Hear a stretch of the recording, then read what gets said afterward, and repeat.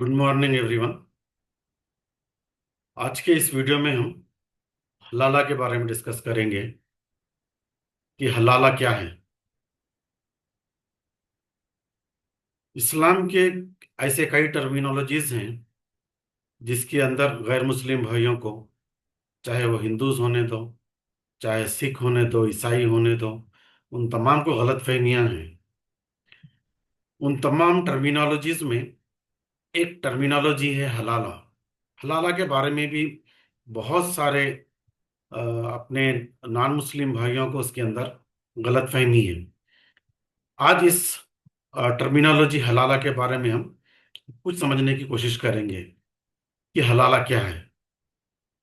बहुत सारे लोग समझते हैं कि हलाला अगर किसी शोहर और बीवी के बीच में तलाक हो जाए तो फिर अगरचे उन दोनों को फिर अगरचे एक साथ जिंदगी गुजारना है तो फिर वो किसी दूसरे शख्स के साथ अपनी बीवी का निकाह कराते हैं, जबरदस्ती शादी कराते हैं और उससे फिर तलाक लेते हैं ताकि फिर पहले शोहर से फिर इन दोनों का फिर से निकाह हो सके।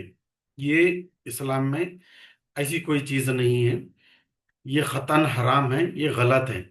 अगरचे कोई इसकी प्रैक्टिस अगरचे करता है तो ये उस इंसान पे गलत होगा, उस मुस्लिम भाई पे गलत होगा, ना कि इस्लाम पे। इस्लाम में हलाला क्या है? अगरचे किसी शोहर और बीवी के दरमियान अगरचे तलाक वाक़ हो जाती है, तलाक हो जाती है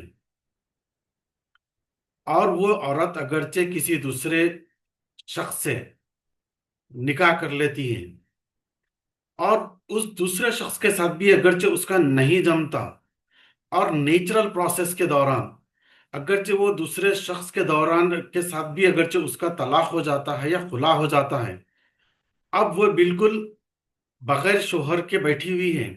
अब वो सोचती है कि मेरी गलती, दोनों भी सोचते हैं, शोहर भी सोचता है, बीवी भी सोचती है कि मेरी गलतियां थे, हमारे गलतियां थे, दोनों अपने अपने गलतियों को रियलाइज करते हैं और वो रियलाइज करके फिर रुजू होते हैं और अपना निकाह करते हैं, अपनी शादी करते हैं। तो ये इस्लाम में इसको हलाला कहते हैं और ये जायज है। बहुत सारे लोग समझते हैं कि पर्पसफुल्ली दूसरों से हम निकाह कराते हैं, शादी कराते हैं और उसको ब्रेक करते हैं, चाहे वो अपने रिश्तेदार हों या गैर रिश्तेदार हों। ये खतन हराम है, ये इस्लाम में कोई इसकी इजाजत नहीं है। ये मिसकंसेप्शन है। एक नेचुरल प्रोसेस है। एक औरत का किसी शोहर के साथ तलाक हो गई और वो औरत बिल्कुल एक नॉर्मल तरीके से बगैर किसी पर्पसफुल इंटेंशन किए वो एक बिल्कुल दूसरे शख्स के साथ एक नॉर्मल जिंदगी गुजारने के लिए उसके से शादी करती है। बाद में मालूम होता है कि वो शख्स भी लड़ता है, झगड़ता है, शराब पीता है, जो भी उसके साथ हो, और वो समझती है कि इस शोहर के साथ भी मेरे नहीं जमेगी। तो बिल्कुल एक नेचुरल प्रोसेस के साथ बगैर किसी माइंड में रखे के वो तलाक ले लेती है। उसके बाद वो अगरचे फिर सोचती है कि चलो ठीक है, मेरा पहले शोहर के साथ ही अब मैं शादी कर लूंगी, तो ये अलाउड है।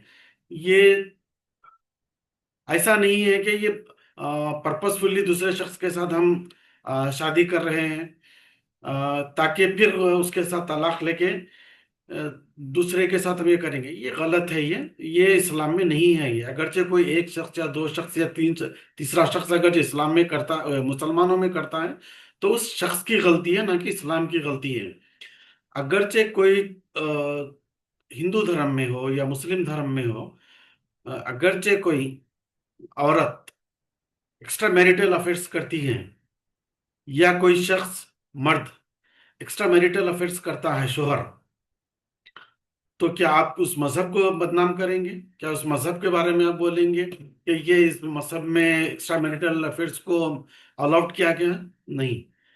ये एक्स्ट्रा मैरिटल अफेयर्स जो करता है या करती है, उस औरत की, उस मर्द की गलती है, चाहे वो किसी भी मजहब में हो, चाहे वो किसी भी धर्म में हो, ना कि उस मजहब की गलती है। तो एक नेचुरल प्रोसेस है ये। इसमें मजीद लोगों को समझने की जरूरत है। मैं ब्रीफ में यहाँ पे एक बेसिक जो गलत फहमी थी उसके बारे में मैंने यहाँ पे रखा है आप तमाम लोगों के सामने। मैं तमाम इल्म वालों हजरात उलमा और दूसरे इल्म वालों से मैं गुजारिश करूंगा कि इस टॉपिक पर ज्यादा से ज्यादा अपने वजाहत करें, ताकि जो हमारे गैर मुस्लिम भाई हैं वो लोगों को इस बारे में क्लैरिटी हो। Thank you so much. Thanks a lot.